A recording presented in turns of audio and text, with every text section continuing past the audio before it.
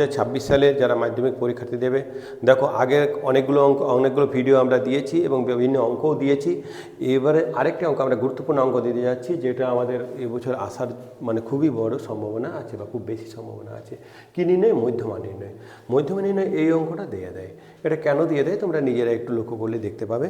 দেখো আমাদের এখানে নম্বর বিভাজনটা 0 থেকে 4, 5 থেকে 9, 10 থেকে 14, 15 থেকে 19, 20 থেকে 24, 25 থেকে 29, সব জায়গায় দেখো এটা কাটা কাটা কাটা কাটা দেওয়া আছে, তাই না? তাহলে আমাদের এই দুটোর মধ্যে গ্যাপটা কত আছে তোমরা লক্ষ্য করে দেখো। এই দুটোর মধ্যে গ্যাপ আছে আমার 1। তাহলে এই যে নম্বর, তাহলে আমি নম্বরটা কি করলাম, 1 গ্যাপ আছে, তাহলে 1টাকে আমি দুজনের মধ্যে 0.5 ভাগ করে দিলাম। তাহলে আমি যদি 0.5 ভাগ করে দিই, তাহলে এটা প্রথমটা কত আসবে? -0.5 to 4.5। এখানে তাহলে 4.5 থেকে 9.5, ঠিক আছে। এখানে 9.5 থেকে 14.5, এখানে 14.5 থেকে 19.5, এখানে 19.5 থেকে 24.5, 24.5 থেকে 29.5, 29.5 থেকে 34.5, 34.5 থেকে 39.5। এগুলো করে দিলাম নম্বর। ছাত্রছাত্রীর সংখ্যা,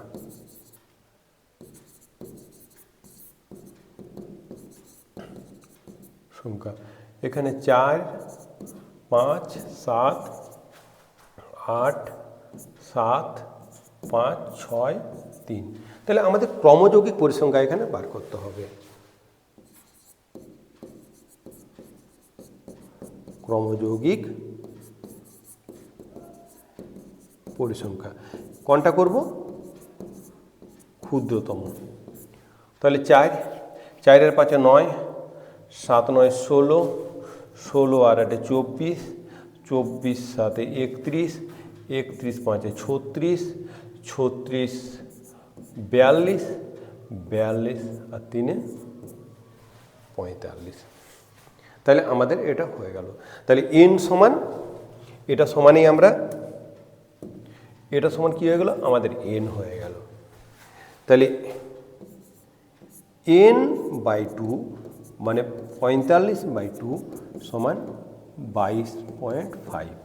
এই যে 22.5 এটা কোথায় আছে? তাহলে নিশ্চয় 16 নেই, তাহলে এই ঘরটাতে আছে।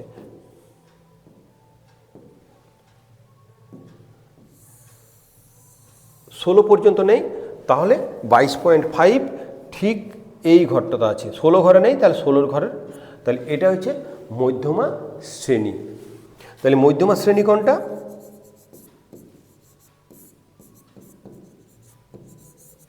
মধ্যমা শ্রেণী হচ্ছে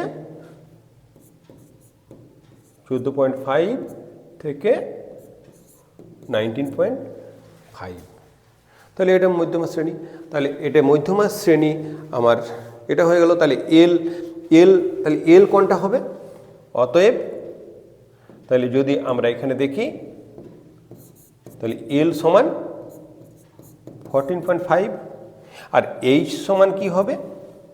এইচ সমান হবে 19.5 মাইনাস 14.5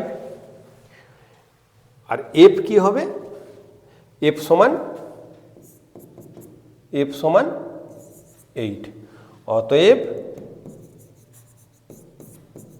মধ্যমা সমান L plus n/2 minus CF into F into H. তাহলে সিএফ কোনটা? তাহলে সিএফ সমান ঠিক আগেরটা, ক্রমযৌগিক পরিসংখ্যা ঠিক আগেরটা কোনটা? 16। তাহলে চলো আমরা লেখা যাক।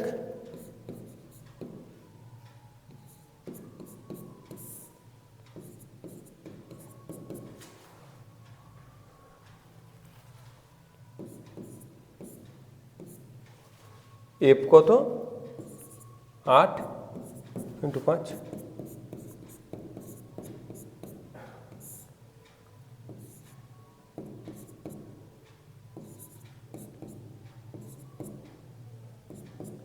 তাহলে আমাদের এই টোটালটা রেজাল্ট দাঁড়াবে, তাহলে কি দাঁড়ালো 14.5, আর এটা গুণ করে 8 দিয়ে ভাগ করে আমরা যদি করি 4.06, তার মানে আমাদের রেজাল্ট দাঁড়াচ্ছে 18.56। এখানে তোমরা প্রায় লিখে দেবে, এটাই আমাদের সঠিক অ্যান্সার।